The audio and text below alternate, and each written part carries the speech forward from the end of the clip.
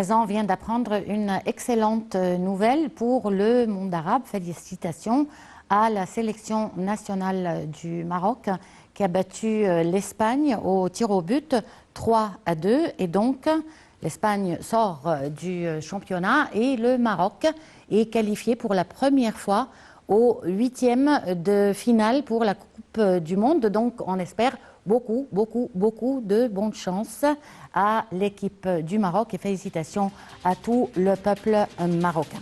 On va terminer maintenant par un dernier reportage. La 8e édition de la conférence Rome-Med Méditerranée Dialogue s'est déroulée du 1er au 3 décembre à Rome et s'est poursuivie jusqu'au 3 décembre autour du thème surmonter la tempête interdépendance, résilience et coopération.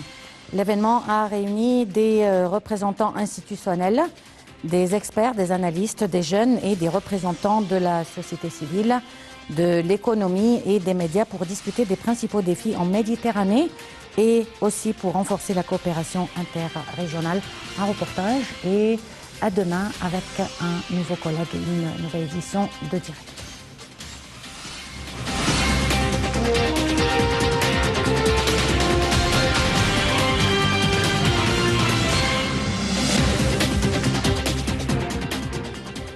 La 8e édition de la conférence Rome Méditerranée Dialogue s'est ouverte le 1er décembre à Rome jusqu'à 3 décembre autour du thème Surmonter la tempête, interdépendance, résilience et coopération.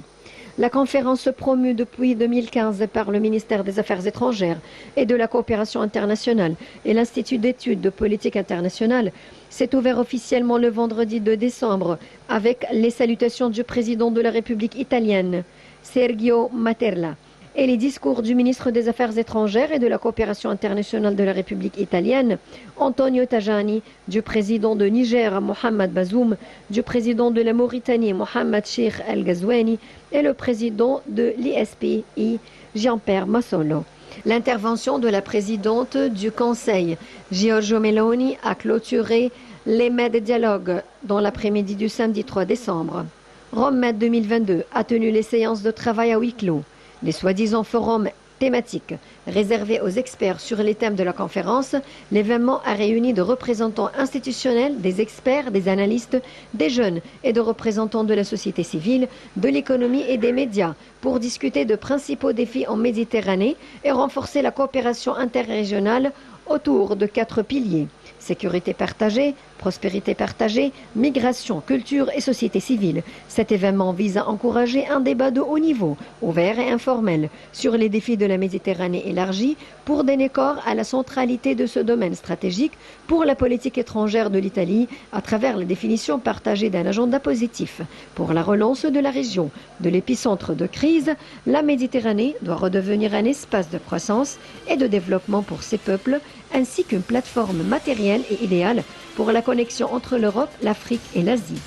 Les sessions de haut niveau prévues cette année couvrent un large éventail de sujets, également liés aux effets de la guerre en Ukraine sur la région, en particulier sur la sécurité énergétique et alimentaire, en particulier le pilier sécurité à aborder toutes les priorités sectorielles ou transversales impliquant la région, des crises non résolues à l'avenir du multilatéralisme et de l'ordre mondial.